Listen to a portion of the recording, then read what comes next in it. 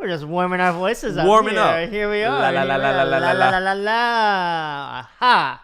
Ha. Mommy made me mash my M&Ms. Oh, Lord. Oh, goodness. Well, I'm Nathan. I'm Doug. And this is Pod Duck Dong, episode 4. And, for the second time. Yeah, for the second time, yes.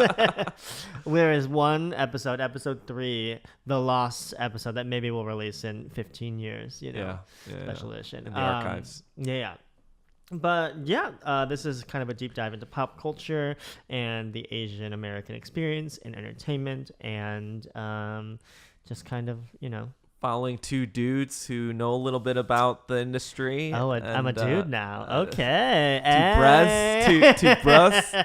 Wait, what do you usually refer yourself to? I don't know. I don't know when the last time I was called a dude. Really? Like not you were just on a bachelor party. Oh yeah, okay. Bachelor party, I was definitely called dude. Yeah, dude. But it's not my in my vocab. All right. So when you're out with your guys, what do you guys call yourselves? I think like, hey, you gay? Hey, girl.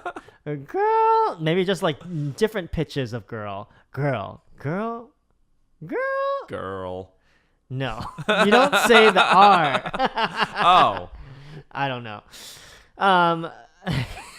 Yeah. All right. Well, we're just chatting. That's just what we do here in the pod world. So we have a lot to cover today. It's super exciting. There's been a lot happening this week. We kind of weren't sure if the things were happening this week, but there were a bunch of things, and so things happen. Yeah, things happen every week. Every week things are happening. Things happen. Turns out. So I don't know. I mean, I have some things that I want to talk about first because that Doug has no interest in or no excitement in, but I'm really excited about Survivor season 37. What was the last Survivor season that you watched? I did not watch a single You've never episode. Wait, we did not you've never watched Survivor? Like never ever? I might have watched the commercial for it. I can literally go through and name, I think, every winner of Survivor. Every winner? Yeah. That's crazy. For 37 seasons. It's like knowing every president. Yeah, 37. Yeah. They're on season 37. It's on Wednesdays at 8. It's still the number one show on Wednesdays at 8. It was crazy to me when you told me that it was running for like 19 years now because you used to say that they do two every season. Yeah, they do 2 every year. 2 every year. And it's so... I think it's... For me, I love Survivor because it's like the perfect microcosm of American culture. Like on an island, they do a really good job of... getting like different economic classes, different social classes, different, ethnicities, cultures, all kind of put into this pressure cooker. And it kind of like immediately illuminates a lot of really problematic behavior. You've read Lord of the Flies, I'm assuming. Yes. Yeah. So does it devolve into that like pretty quickly? I mean, it's sometimes seasons are too like it's a weird thing because like it's a game, and so some people when they go into Survivor, they're like it's just a game, so like I don't need to get my feelings hurt, whatever. But some people take it so personally because, I think you're with these people for 39 days, day in, day out, in like, in the elements, alone on this island together. And so I think people take things really personally. But how much do you think of that is like played up for the cameras? I don't think it is. Really? I literally just watched Survivor Fans versus Favorites Part 2, and there was this woman named Dawn, and one of my favorite survivors, her name's Brenda. She's this half Chinese, half Latinx woman. She was like a Miami Dolphins cheerleader, and she's like one of the Survivor like sweethearts. And she's like, but she's super smart, super athletic, and so she like is a challenge beast and like and just like what a really good strategist. And like Dawn like completely betrayed her, and they didn't talk for a year. And like in real life, they didn't talk for a year, and then like. Like during the reunion special, they were still like, yeah, we still aren't friends. Like we still have to like mend this relationship. And it's just crazy. I'm just like, but I mean, well, the prize is like $1 million. It's $1 million. Yeah. And I mean, so the reason why I wanted to talk about Survivor is they always try and have 2 Asian people a season. Oh, yeah. Really? And so they always try to have like 2 Asian people at least. I mean, they used to. Sometimes they do like 5-5. Like 20 years ago, even from like season 1. Starting with season 13, okay. which was Cook I like how Islands. you know exactly yes. which. So season 13 was Cook Islands, which was dubbed Race Wars because they did 5 Asians versus 5 Black people versus 5 white people versus 5 Latinx people. Oh my gosh. And it was like the most stressful season because of that, but it was also, it's honestly still one of my favorite seasons of television, period. If you have Amazon or Hulu, season 13, because honestly, it's the first time I've ever seen 5 Asians, just on a television be normal people on TV, and they just murder everybody. It's 2 Koreans, 2 Filipinos, and then a Vietnamese guy. Nice. And literally spoiler alert, but like the 2 Koreans make it all the way to the end, and then the Korean man wins the whole is that season. Is he Yoo Kwan? Yeah, Yoo Kwan. Funnily, I know that name. I guess like that's the Korean in me where you just like know famous Koreans. He's just the most like eloquent, thoughtful, perceptive, like empathetic person, like hot athlete. It's crazy. Yeah. He talks about like Asian male representation on the finale episode where he has to like ask the jury to vote for him. He like goes on this beautiful speech about like he's never seen himself on TV, and he like hopes that someone will see him and be inspired. And like it's. I've watched the season probably 6 times, like the entire season. I'll watch it like 6 times because it's honestly the most like wonderful Asian American experience I can think of. Wow. Period. Like, what is Yoo Kwan up to nowadays?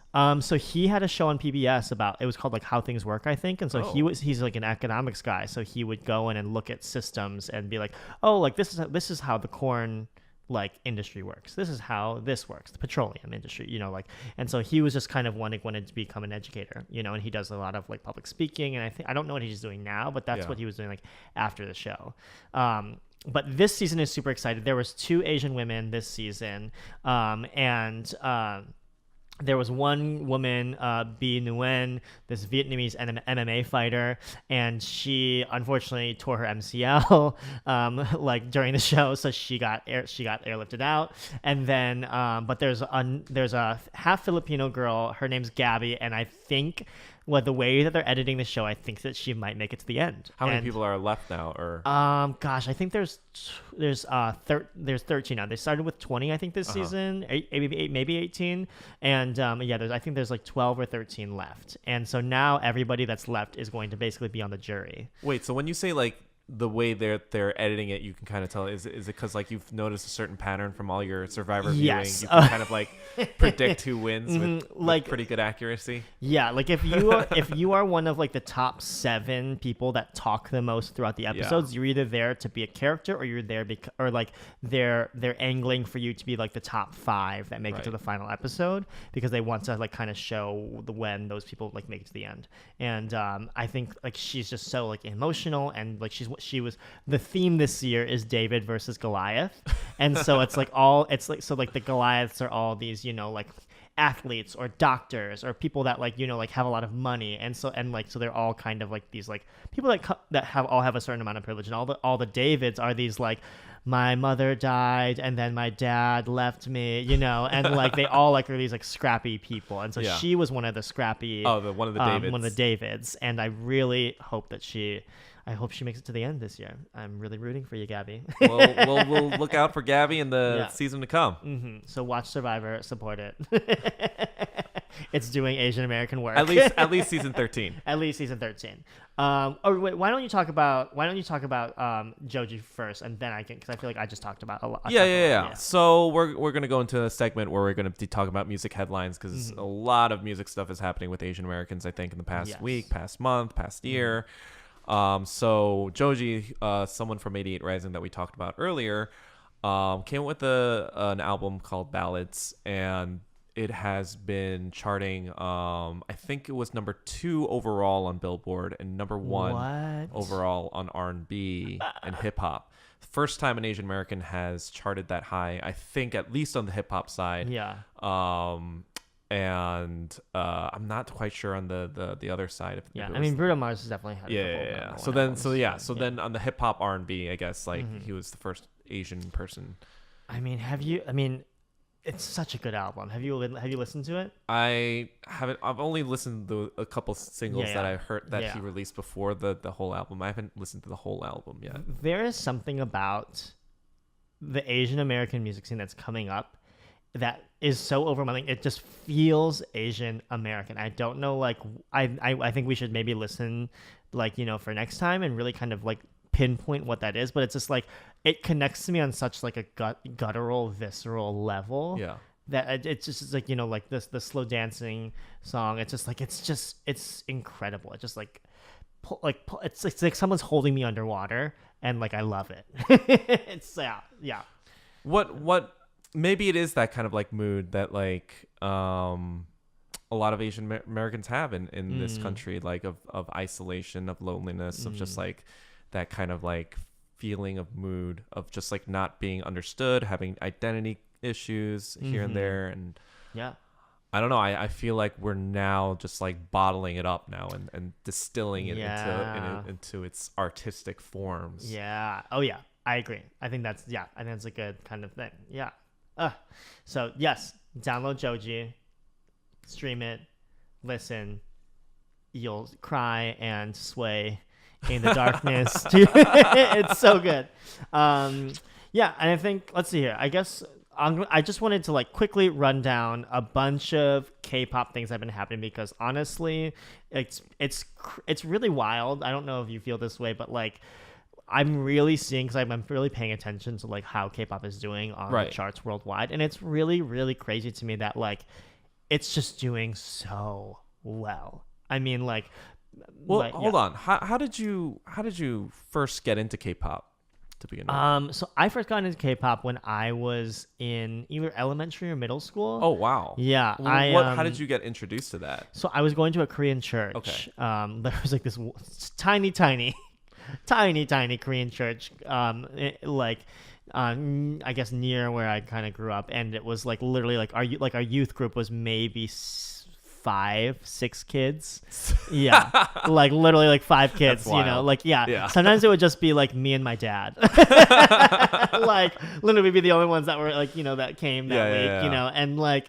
And so and so this one family, the Lee family, they gave us like the SES Dreams Come True album. So you were around when old school K-pop was. And then did you follow it throughout high school, throughout college? So like that was SES 2, and then SES 3 came out, and it's still one of my favorite all-time albums of all time. It's pure, like they really truly distilled like what was really great about like female pop, like whether it was like a kind of TLC or a Spice Girls or a Aaliyah or even like a pop diva, Mariah Carey, like Alicia they really Keys. kind of Alicia Keys, they pulled everything into that album, and to me it's kind of like this like eponymous just like distillation of pop, and so it like made me feel great. Like it was like the first time I felt heard. But like when I moved into middle school, high school, it was like,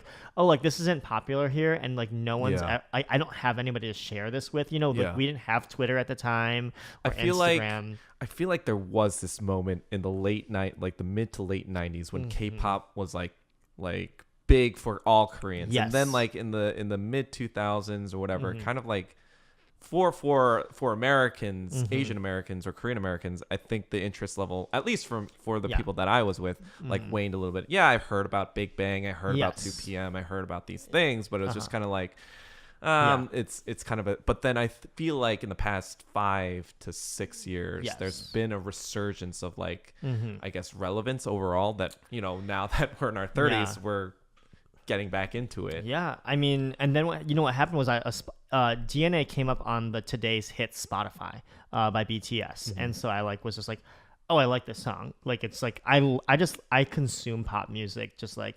vociferously. Like I'm just kind of like I love chewing on it and just like love listening to it, because I think their production is so just like.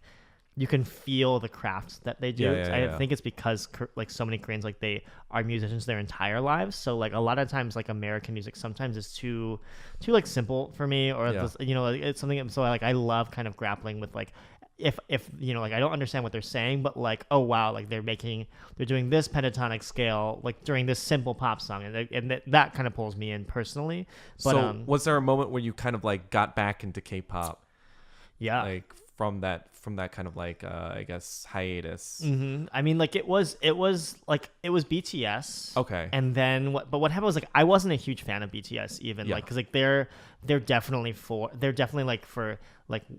women and straight men. Like if you like hip hop rap as a male or as a woman, then you'll love them, and then then women like love their kind of like swagger and tenacity. So like I actually when I got into BTS, I was really trying to I connected to maybe like 4 or 5 songs, but then what happened was, unfortunately during that time, like Jong-Yeon from SHINee. So SHINee was basically like they were like the group that like the like one of SM's big boy bands. Like they are, I think even today, they're like the 4th highest selling group of all time in Korea, and like behind BTS, EXO, and like Girls' Generation. And they so their lead singer, he took his own life. Yeah, I heard about that. Yeah. I mean, like, and so like I just kind of like had read that news, and I had just started getting back into K-pop. Sure. And then when I read that news, I was like, okay, I need to like kind of just like listen to this group, and like I like completely head over heels like fell in love with their music. Right. Like it's just like they're kind of like the distillation to me of like how to create perfect pop music, you know, like the way like if there was like a formula for yes it, if there was a formula, they had the formula down. Like their voices were incredible, their dancing is incredible, their looks were were fantastic. Like they were so charismatic, and also like very thoughtful when speaking, and very smart. And so I mean, like to me, like they're just so much, they mean so much to me now. And it's really sad that it's retroactive, but yeah, I mean, like they've since like changed my view on like being Korean, honestly. Even. Oh wow. Yeah, like I've never been like more proud of a group. Like it's just weird, like, but it didn't, I mean, like I'm almost glad. I talked to Eileen, my one of our friends, about this all the time, and I'm just like, I'm almost glad that I didn't listen to them before, because like I think that losing that member like I don't think I could have recovered from that. Like I think that would have really like mentally affected me in a really pretty awful way. I'm already like kind of mentally fragile, so like, you know, yeah. Oh my gosh. So like I guess I feel like I'm rambling, but no, it's fine. I think like it's good to understand where that kind of like interest in K-pop now comes from. You're Doug. Come on, Doug. Interviewing. Okay. Yeah, that's right. Well, so back to BTS. They are now, because they just released a song with Steve Aoki, and it's now their 5th charting single on the Billboard chart. So they've now are the most charting Korean act on the Billboard charts, and so we're gonna see how that goes. Which is exciting. Twice, which is kind of like the new Girls' Generation, they now had their 9th #1 single. I'm gonna kind of run through these, and then I want to get to like the juicy one. Yeah. And then KDA, I don't even know how to say it. If it's KDA, KDA. So Riot Games, who does League of Legends, they put together like a girl group. And like it's like half virtual, it's like 4 virtual girls, but then there's actual 4 real women, and 2 of those girls are K-pop stars, and this song is now #5 on the pop charts. Wait, so how do they record that? Are there like synthesized voices? No, so the real girl voices, real women's voices, okay. And then they did motion capture. So these girls like put these motion capture suits on, and then learn the choreography. Wait, so the 2 real girls do all the motion capture? Yes, there's 4 real girls. Oh, okay. Yeah, and then two girls are Americans, and 2 are K-pop stars from G-Idol, which is this really big. So who does the mocap for the virtual girls? I believe the 4 pop stars. Okay, so they they just do themselves, and then they do and then so they performed, which is like the performance was watched by 127 million people worldwide, which is insane. It's like Olympics level. People watch the world champion video games. Yeah. And so because League is the biggest thing in Korea. Yes. So it's esports, and so they performed live but then they overlaid the virtual characters so that they would like be dancing and singing with the virtual characters. Oh my gosh! The performance is wild. We should watch. We'll watch it. We'll watch the video. It's crazy. But yeah, I mean, like it's truly so like Variety just put an article out of like, is this the future of music? Like, you know, because I think that's kind of another that I know you're Doug's face right now is cringing because but it's true though, because like, you know, in Japan, like one of their number one singers was a virtual right. Yeah, I think you told me this. You know, and so it's this kind of like, is there this movement towards, you know, like virtual things, you know, like Balmain, like their 3 models this year are all virtual models, like they're not real, and so, you know, because then what is art anymore? Right? I mean, like, are we kind of like even moving into automation in the art world? You know, like we see automation in other places like Amazon, but it's like, is this? Because like, I mean, like I personally think like, you know, the point of art or anything is to have a human connection. Like, you know, I so naive. No, you know, you know, I always harp on the F. Scott Fitzgerald quote about like literature to him is something that connects him and having a sense of belonging once your art is out there and people respond to it. And if you're putting out robots and stuff like that out there and people are jiving to that, what does that mean really? I mean, like, I guess the person who made the robot is a human or whatever, but then at what point does that is a programmer an artist? You know, right. Like what does that mean? I'm just still shook that you quoted F. Scott Fitzgerald. That's fierce. Okay. And my last, oh no. Also, CL is no longer managed by Scooter Braun, which CL was a K-pop rapper. She was part of 21, which was like the big girl group, and then they got disbanded because like for multiple reasons. I thought it's just age. Age, I mean like age, but also it was because like they weren't supposed to be as big as they were, and people really connected to them because they were kind of like not stereotypical K-pop, like they were. So they were like BTS before BTS. They were kind of like Lady BTS, Lady BTS, and or like, you know, like the precursor to BTS, and then so they kind of like what the K-pop world thinks, what the fandom thinks is like scandals were manufactured to take them down. I see.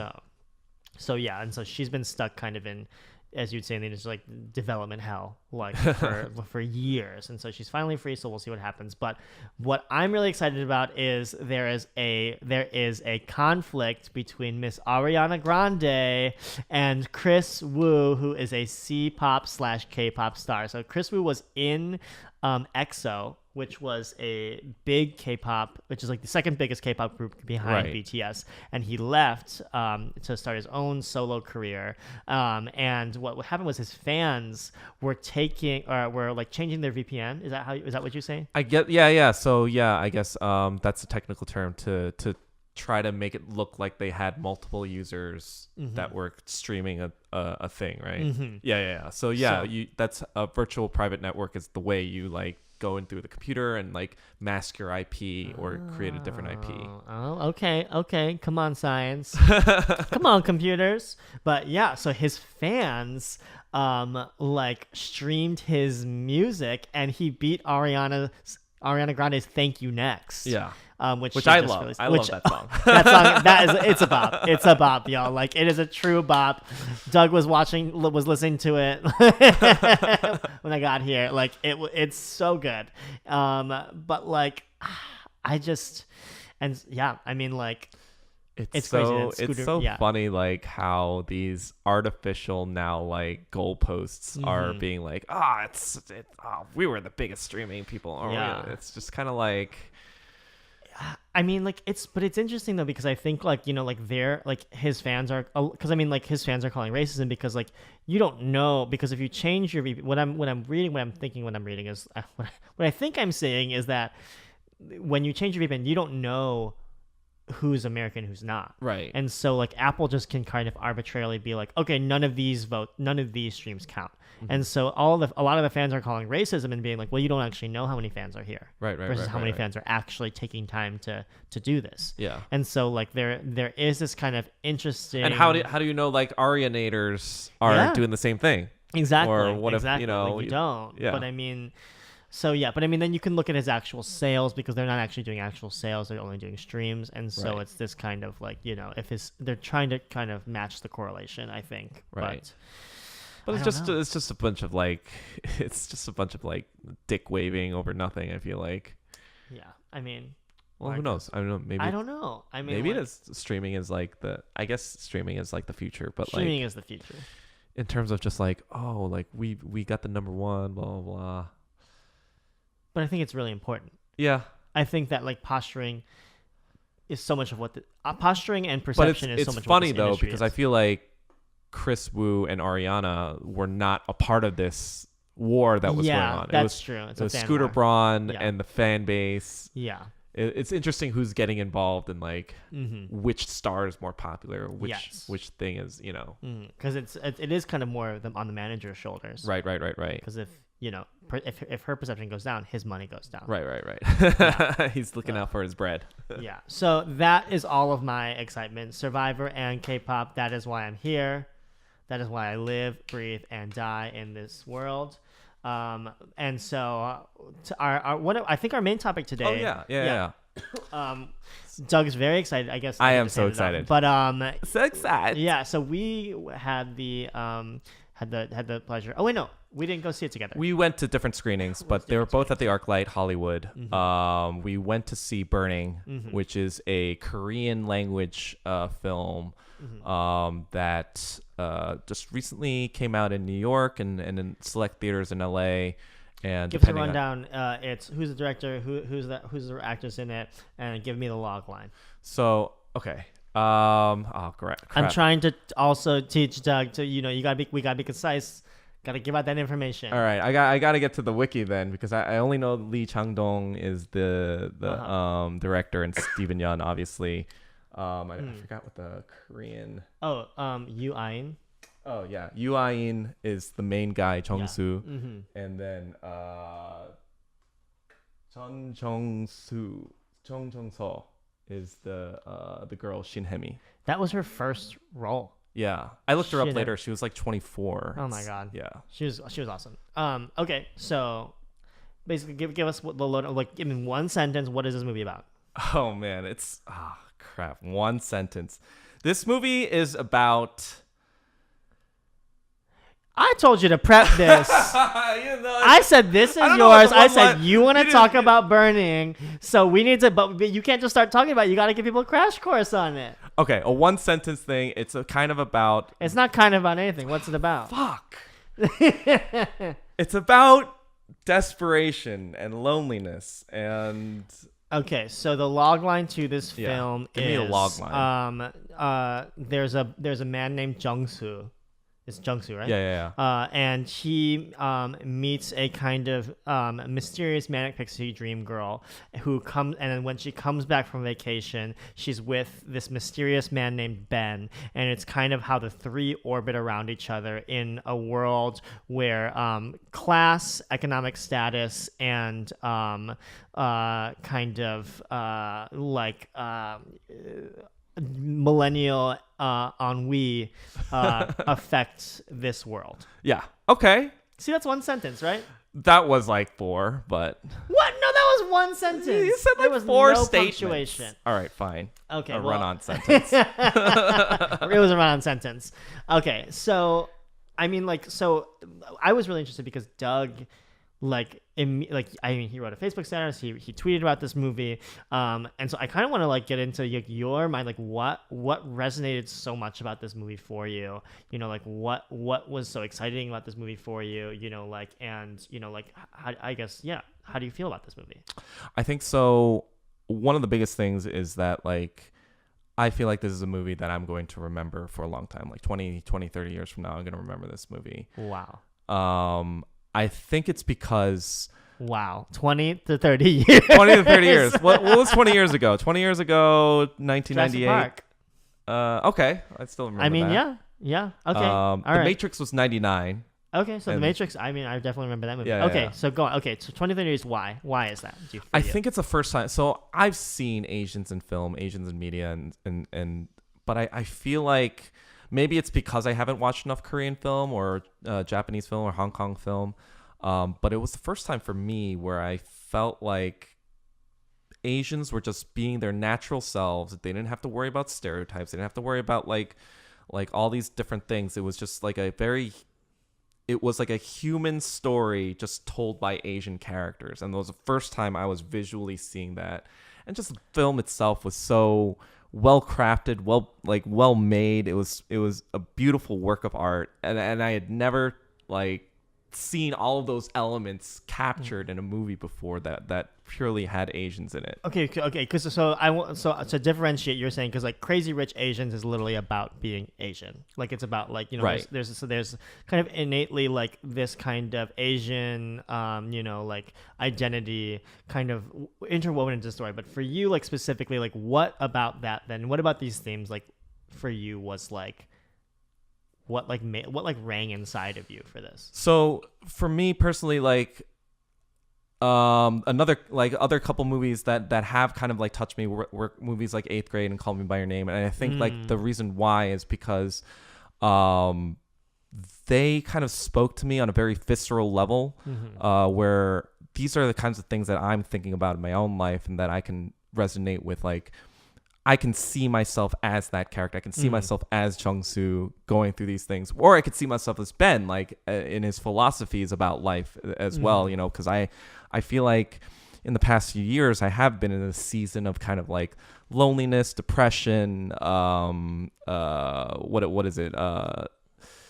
Existentialism, nihilism, all these things I've been thinking about a lot in the past few years. So to me, it just like resonated because it touched on like all these different things that I personally was experiencing. And I think we were talking about this earlier, and you brought something up that was really interesting to me, where you said like you didn't have to look at this movie through a lens.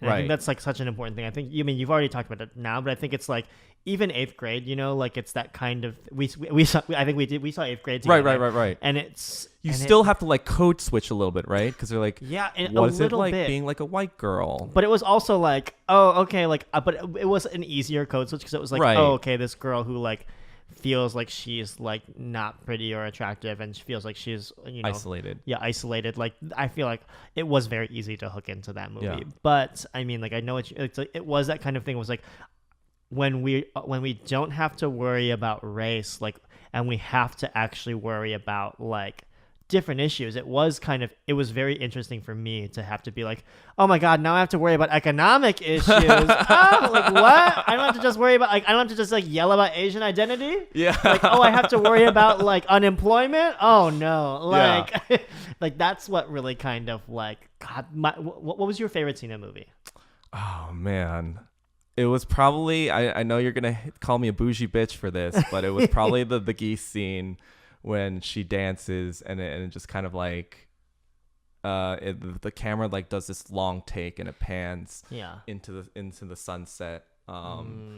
It's just like you get this feeling because she does talk about in the film of this custom in Africa where apparently it's like a dance where like there's a small dance that has to do with natural hunger, but then there's a bigger dance that has to do with like the hunger for meaning and like just like, and that was like, this is like a hunger that I feel like I'm facing on a day-to-day basis. Yeah. So like when she was like big hunger dance. Yeah. So when she was doing the big hunger dance, I was all, on the hunger dance train. I was, I just felt like my consciousness was like transported into that moment.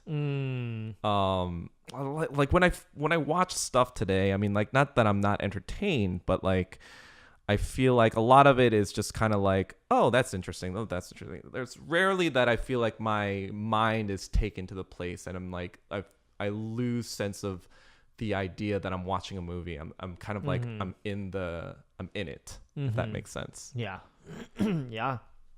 I mean, it's so funny because I think that it kind of really speaks to like the difference in how we think and how we feel when we watch things, and everybody's gonna have a different opinion on the movie. It's so funny because like now I can appreciate that scene, and like, but before it's just like, but like now I like speak after hearing you talk about it. And so I'm really kind of like, now I'm like, oh, I do want to watch it again. Because I'm like, I needed to first kind of, I'm a kind of person where it's like, if I don't, it's hard for me to grasp like, okay, what is going on, and like, what am I supposed to be? How am I supposed to be watching this? I think is such an important thing for me, because I didn't know, I didn't research the director, and I didn't research like the tone of what he usually does, and so I was kind of like always on the edge of my seat, being like, is someone gonna be an alien? Like, I didn't know. Like, I was just like, is someone gonna get stabbed? Like, you know. No, like, I mean, like, there was that tension for me too. I mean, like, I was just kind of like thinking, oh shit, is this all a figment of its imagination or whatever? Like, I don't want to give too many spoilers, but like, it does put you in a certain unease, and I think that's intentional. Yeah.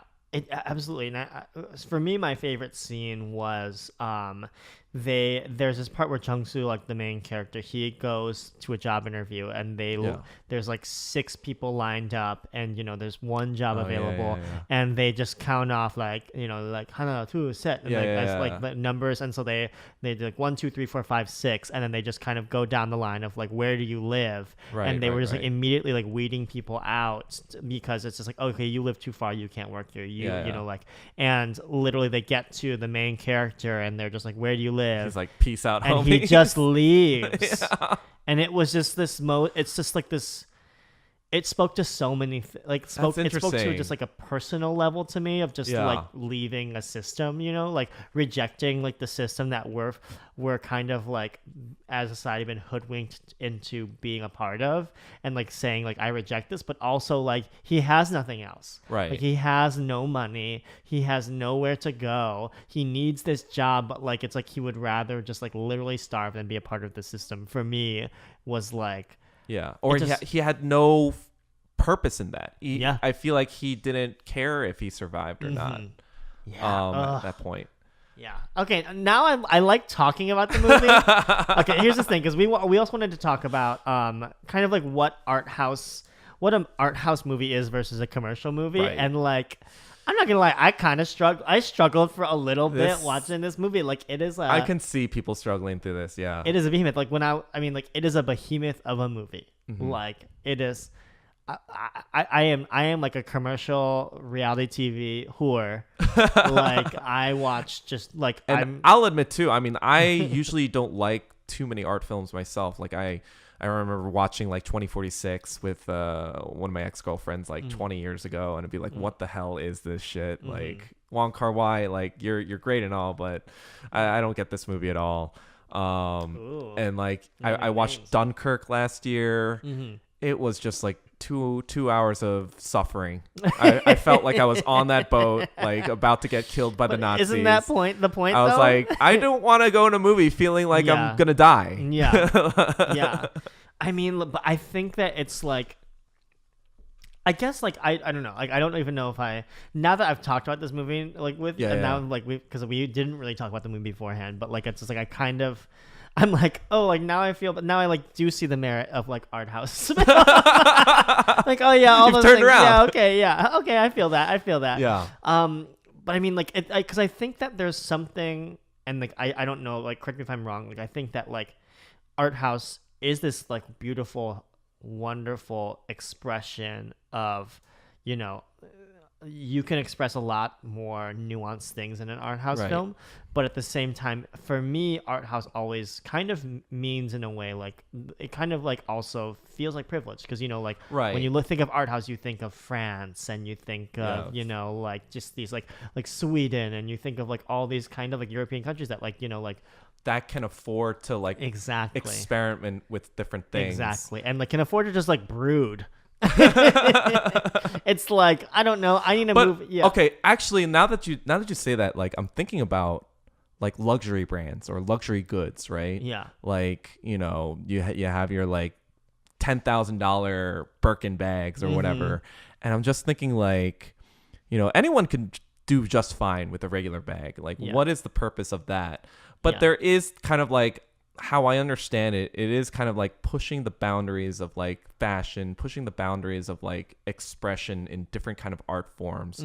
And that does take kind of like a little bit of just money being thrown around. You know what I mean? Okay, I've not ever thought of it in that way, and maybe I should, because and like I'm an idiot, so I'm learning in this moment. But like that makes sense to me. You know, like when it comes down to that Devil Wears Prada speech. Do you know what speech I'm talking about? Oh, the one where she's like cerulean. Yeah, and, like, cerulean, where she's like the cerulean top. Yeah, and it's just like this yeah. cerulean top that and which you know, because the Oscar de la character, Renta, she was like laughing at like, oh, it's blue, it's whatever, and she's like, oh, you think it's blue, huh? And then she like because it's like you think this is a coincidence, but actually, you know, like the decisions made in this room will shape what you wear for the next 5 years. Right. And so I think like that makes sense to me, that like the themes and the feelings that were put forth in this movie, like, you know, like in this film, like are themes that like people grapple with, and are things that can then like will filter these things might filter down, and then people like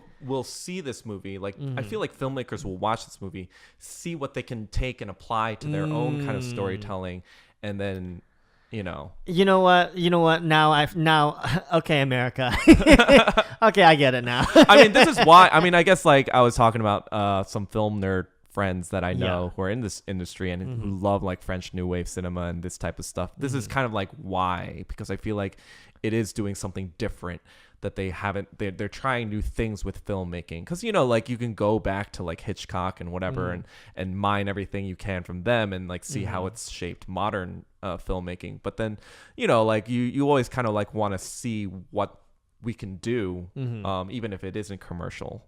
Okay, I see that. I still, to me, even you saying that, it feels like, okay, whoever that you're talking about, like there's an edge of privilege to me in that, you know, like, which I think, you know, it is what it is. Okay, so what else about this movie do we want to talk about? I think we also want to talk about what is an Asian film, what is an Asian American film, maybe does it transcend that in any way? Well, how do you feel? So to me personally, I mean, I can't speak on a very like knowledge-based level because I haven't watched too many Korean films. But to me, when I did watch it, I remember... That's our homework. We got to watch more Korean films. Yeah. Okay, keep going. Sorry. When I did watch in Korean film and what Steven was saying so he did a Q&A, I think, for both of our screenings.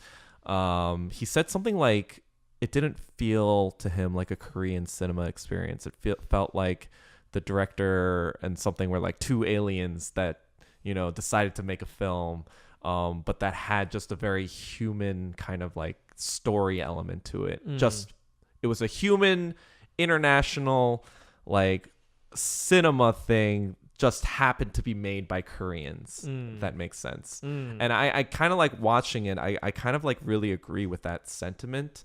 I guess it is because filmmaking was developed by, I guess, Western society, that it does have this kind of like Western European type of feel to it, and that may be like what we're coded to think is like advanced filmmaking. But it did feel like that, if that makes sense. So I think what I'm trying to digest from what you just said is that because you took me on a ride. You took me on a ride there. But I think what I'm hearing is that this wasn't necessarily like a Korean film, which is interesting because I mean, I'm just like, for me, it was just like, this is Korea, you know, like it's just like, it's like, I think, I don't know about this director's like other works, but it just felt so lived in, and it felt like the clutter in his apartment, and like the way that like, you know, like geography was used, and the way that, you know, like the Koreanness was so, it was so steeped in it. You could feel that Korean Han. Yeah, like I feel like it was for me it was undeniably Korean, but it was maybe what it was undeniably Korean, but it was neither Korean nor Korean American in a way, because it was like, you know, like because Steven Yeun, he did say that he like there was a kind of like alien quality to him because like he spoke very proper, you know, like he doesn't have that lived in steeped Koreanness about him, you know, and that was by design too. I think it was weird that like he's supposed to be Korean, but then he has a name American Ben accent, and he has American accent. Yeah. But I mean, I you know what I do appreciate like just trying something new.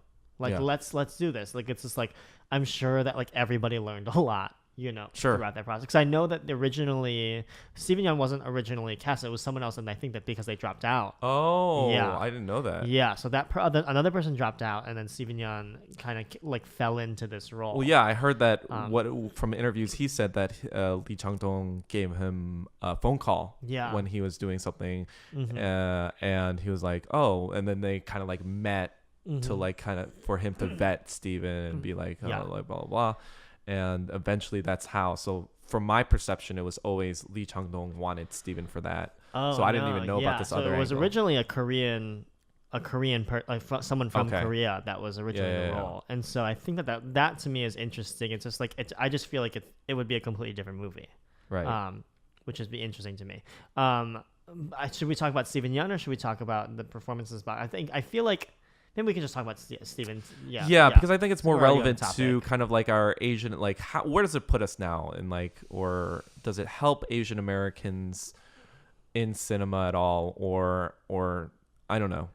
I mean, I think that Steven Yeun's journey has been so interesting because he's kind of blazing his like a trail that has not been blazed in our generation. Right. We have like the Jang-Seo, the Daniel Day Kim. We have like that generation, the Sandra Oh generation, and like Lucy Liu. All of them. But because the last movie was Joy Luck Club. Like we don't have anybody besides Steven Yeun in this. There's no like bridge range. from that generation to Lana like Condor in their late 40s. Yeah, exactly. And like Lana Condor's generation. And so I'm just like, we don't really have anybody. And so Steven is kind of like our, like for me, like one of the only superstars. Like he's probably he's probably the closest we have to a superstar. Yeah, because he's kind of was like the Aaron Paul of Walking Dead. Sure. Like, and I just think it's interesting that like.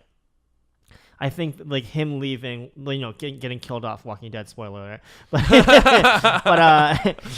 like it wasn't. It just like was interesting because it's just like like I feel like the expectation from the Asian American community was kind of insurmountable. Sure. That like whatever he was gonna do, it was like kind of like they kind of made him like out to be the savior of Asian American kind. 1,000%, and I think that can be really stressful. Like it's just like. He happened to get on the show The Walking Dead. Who knew if it was going to be good, and then it ended up blowing up. Like the show ended up exploding. And I mean, like he even talked about how like he was originally like the first season like he was dressed as a stereotype. Like he didn't like the way that he was dressed. He didn't like the way like he was wearing a hat and a backpack, and I'm the quirky Asian sidekick. Quirky Asian side, exactly. Yeah. And I mean, so I think like. A lot of he was on the show for 7 seasons? I believe it was 6 seasons. 6 seasons? I mean, you kind of like people kind of like put you in a box after that, and I think that like he wanted to graduate from that. Not to distance himself and not to say that he didn't enjoy his time there.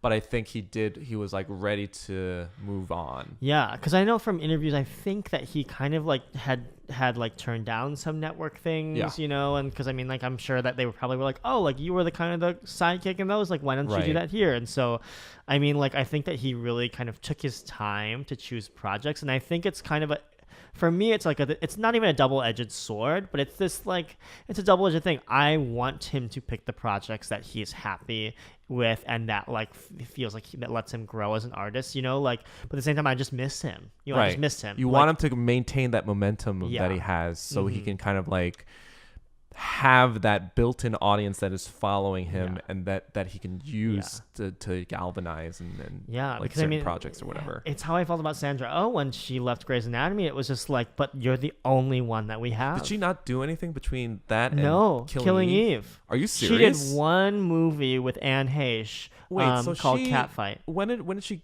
get off Grey's? God, I don't know. I mean, like, God, season 10, they're at season 15, 16 now. Okay, so that was like a minute. 5 years ago, over 5 years ago. And, like, it was just, like, it was agonizing. Because it's like, like, literally we went, we have no one. We have no one else. And so it's, I think that's, to me, I feel like actors especially have such a symbiotic relationship with audiences. Right. Because it is this kind of, like, we invest so much of our narrative in their narrative. Right. You know, if they're doing well, then we're doing well. It is this kind of like that Korean thing, you know, how they go crazy over Kim Yoon-ah, or they go crazy over like, you know, anything that's Korean related that's doing well, like the World Cup. I don't know if there was too much hoopla over Chloe Kim, but I know Korean Americans were all. I think there definitely was. Oh, really? I think in Korea people were like super excited about Chloe Kim, but then they got upset when she said, "I'm American, I'm not Korean," and then they turned on her. Yeah. But I mean, I like when I think of Steven Yeun, it's just like, you know, like I think people are kind of asking, you know, like, I mean, like, I think the Asian American community, we can't help but like brand people. Yeah. It's just like, oh, like it's like, is Steven Yeun like our Julia Roberts? You know, like is he our Julia Roberts? Is he our Meryl Streep? Is he our, you know, like is he our, you know, what is the Daniel Day Kim? Daniel Day-Lewis? Yeah, maybe not Daniel Philip Day-Lewis, Seymour Hoffman. but like Armie Hammer, you know, like that age range, you know, like is he our leading man? You know, Chris Pine. Yeah, Chris Pine. You know, like. And it's just the kind of thing was like he doesn't need to be because he doesn't need to do those movies if he doesn't want to. Yeah. You know, but it's that kind of thing of like. I feel like he personally wants to just be himself, but I feel like Asian Americans do kind of fall in the trap of wanting him to be a certain thing. Yes. Yeah. It's interesting. But yeah. Yeah. But yeah, overall, the film did win. I think it won something at Cannes. I'm not 100% sure. I should have done more research. Almost won the Palme d'Or. Yeah. But yeah, well received by critics, but it wasn't really actually commercially successful in Korea. I think it made like $4 or $5 million. Yeah, 4.1 million. But I did hear from some Korean sources that like it wasn't well received critically either. That's so interesting. 'Cause I think it wasn't like, because like Korean stuff that kills at Korea is stuff about family, stuff about like social, like kind of like I don't know, very social based things. And this was social how like either about like just. Okay, you don't have to answer that. You don't have to answer that. That's fine. That's fine. Yeah, I'm not understanding it, but that's okay. Yeah. Okay. Yeah, and because I'm curious. I would love to hear. So it's interesting because like I looked at the numbers for Searching, for example, and that was like a smaller budget movie, right? And it was American. I mean, it was English language. Yeah. And it killed in Korea. I think it made like $20 million or $24 million in Korea alone. Yeah. So wow. Because that does have to do with social media and family issues, right? It's like this perfect intersection of like those two things that was like Koreans really responded to that, and having Jang-Seo there was an extra bonus, obviously, that like really boosted it. But I feel like Burning was this almost like anti-social movie, if that makes sense. Yeah. It was kind of an almost anti like where Korea is right now movie. Yeah. And I feel like Koreans don't really respond well to that. Interesting. Especially like, I don't know, not to get too much into this, but when we talk about like K-pop and the K machine, sometimes it is this kind of like don't ask, don't tell policy about like what's going on under the hood in those industries. You know. Because let's just enjoy the product that they're making and not really worry about how it's being made. Because I did hear that it is kind of like a crazy industry. 1,000%. Yeah. That's interesting. So, I mean, I think that it's going to go wide or however wide it is this weekend. So we'll kind of see if they're able to kind of recoup. But I think it's kind of like will be interesting to see like how does this affect like Asian American cinema, and how does this affect kind of Asian cinema, and like in its, cause I don't think that this is like, you know, like I don't think every movie that Asians put out like should have to carry the burden. Right. You know. No, I totally agree. So I don't know. We'll see. I mean, you know, we did our part. We bought our tickets, and I don't know. I feel like we're running a lot. Maybe we don't need to do. How long is this podcast right now? We're at 53. We can we can just do the tip and then. Okay. Yeah. So I guess I don't know. I mean, like, we're just kind of like thinking about like what, like, you know, like we have this like kind of tip of the week thing, but I want to then also reiterate that like these tips are just like you know, even though we are professionals, we also like are, you know, everyone is just trying little to like, fledgling. yeah, fledgling, making it in the business, people that like, you know, but like what I was really struggling this week is like I've been like, you know, I've been in the half hour and feature space and digital space my whole career, and writing plays too, which is kind of like, you know, like features with no action. But and I kind of had a conversation this week with my manager about, you know, like I was like, I really need to have an hour long genre spec, because like I love superheroes, I love comic books, I love genre. I was a huge Trekkie growing up. I love all kinds of science fiction, and I was just like, I just need to be in that space, you know. And my manager kind of like took me aside, was just like, well, you know, like I kind of came to this realization of like, or need to come to realization of like, am I just a fan of these things, right, and I love them so much that I want to be a part of them, or do I actually really feel passionate about writing them? And it's like the answer is yes, but at the same time, like never losing your voice. And I think, because I mean, I had written this spec, and he's just like, you know, like half of it's your voice, and half of it I feel like you were obligated to fit it into like what it needed to be.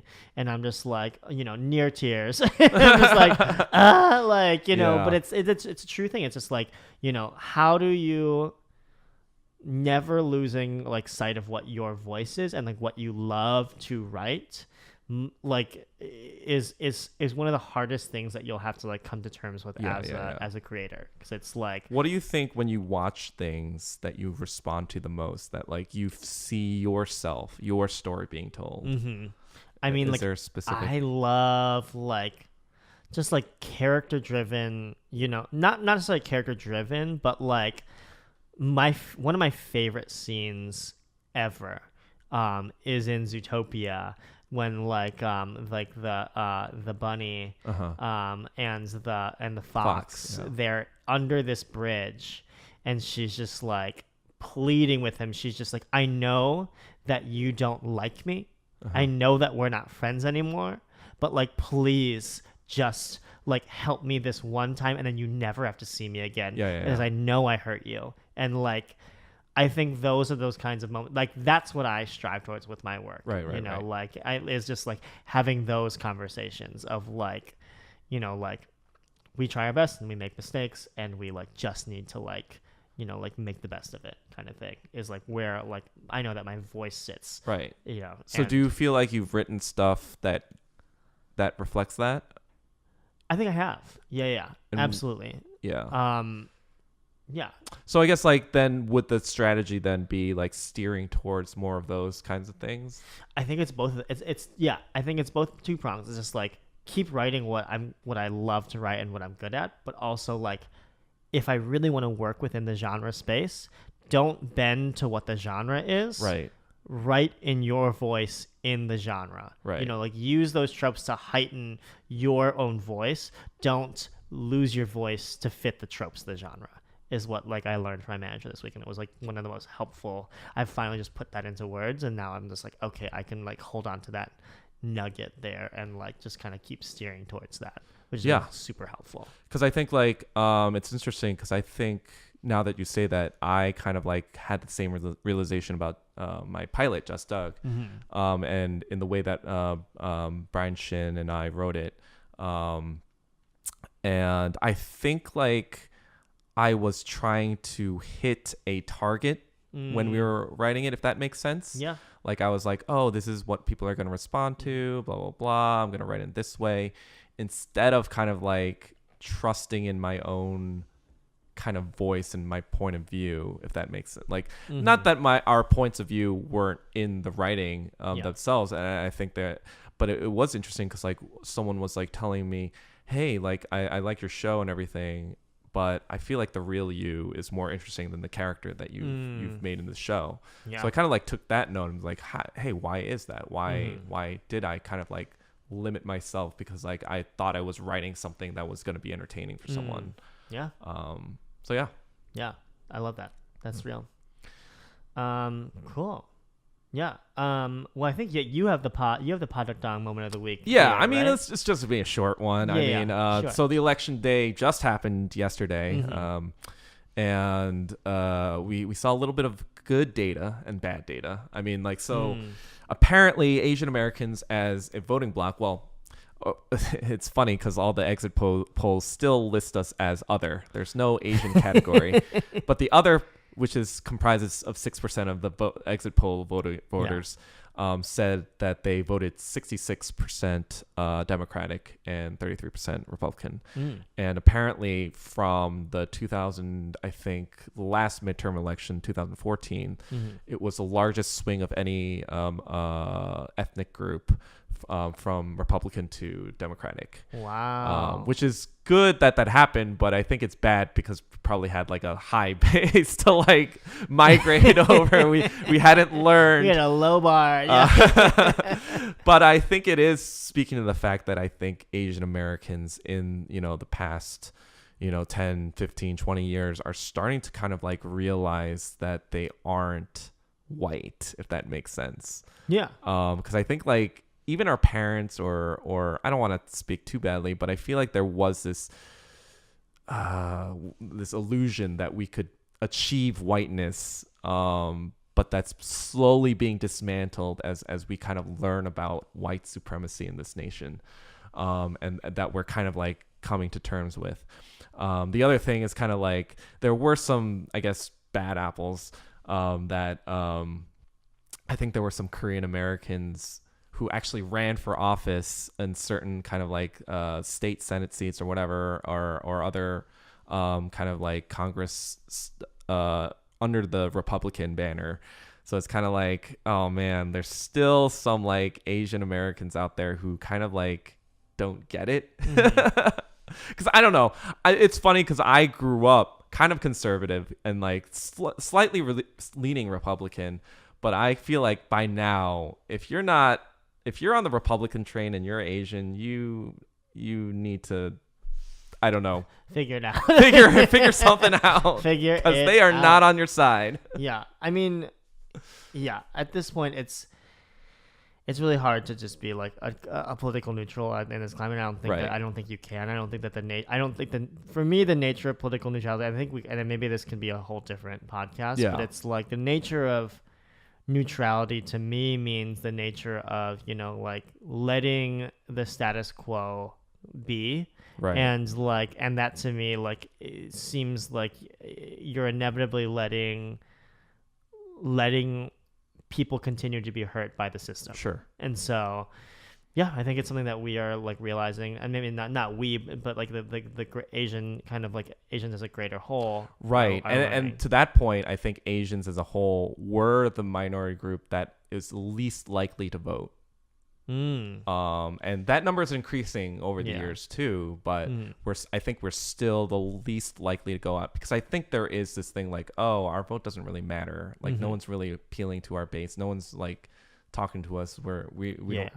Why bother voting?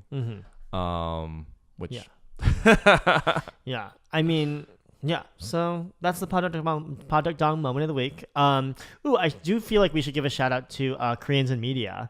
It was this amazing new Korean organization. It's kind of like what I'm like really love is like all these organizations are popping up. So this is another Padok. Did you notice that Koreans in Media is Kim? Yes, exactly. That's what they call it.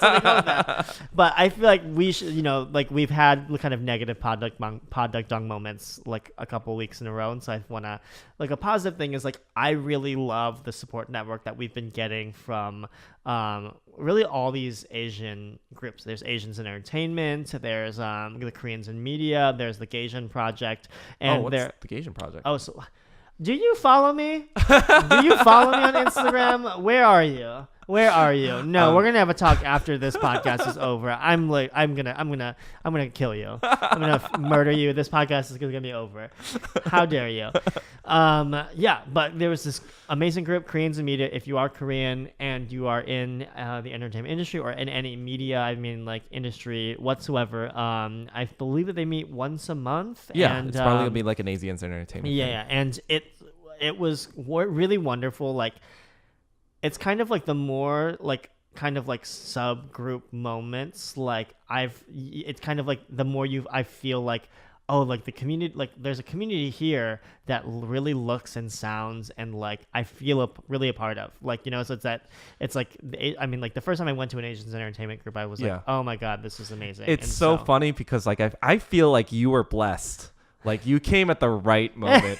You came like to LA at the right time. Like you right off the bat, you got into CAPE, the writers program, and then you got introduced to Asians. And when I first moved to LA, it felt like if you were Asian, it felt like you were not on an island. But it's everything, because when I moved to New York, you know, 8 years ago, like it really felt like that too. You know, that's true. And so I think it's just like the tide is just changing across America, and it's only going to get better, and it's only going to be more exciting. And honestly, I can't wait to keep talking about all these things, because it's really funny when we're doing the information and we're just kind of like aggregating all the news articles for what we want to talk about. Like it's almost kind of overwhelming because there's so much stuff that's been happening, and I think it's just really exciting, and I can't wait. So yeah, I think that's it. Yep. This was a super fun episode, and I can't wait for everyone to hear it. And follow us on social media. I think that we have a little tagging thing at the end. Yeah. Anyways, so you can probably cut this part, and I'm just gonna be done. But have a great week, and we'll see you next time. See ya. Bye. Hey everyone, thanks for listening. If you like what you heard, you can follow us on Twitter, Facebook, and Instagram, all under the same handle, PodDukDong. That's PODDUKDONG. And if you want to get in touch with us, if you have any cool stories, you have suggestions of what we should talk about, hit us up via email at poddukdong@gmail.com. All right, talk soon. Thanks. Bye.